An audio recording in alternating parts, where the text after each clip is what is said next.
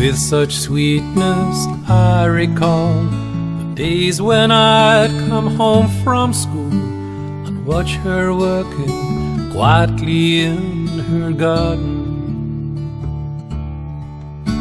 With calloused hands she gently nursed the flowers of the universe. She looked so happy working in her garden. A simple tune she'd whistle with and chorus with the birds. She seemed to hold them in a spell that never needed words.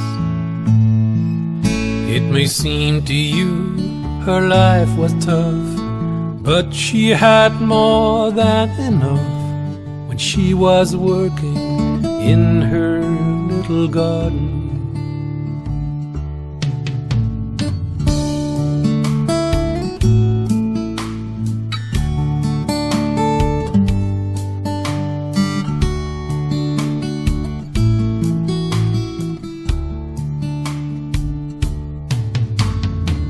Though many years she's laid to rest, her memory still is clear.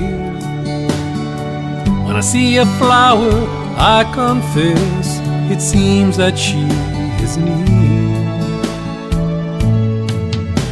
In summer and in winter still, she loved her land and worked it too. All was well in her little garden.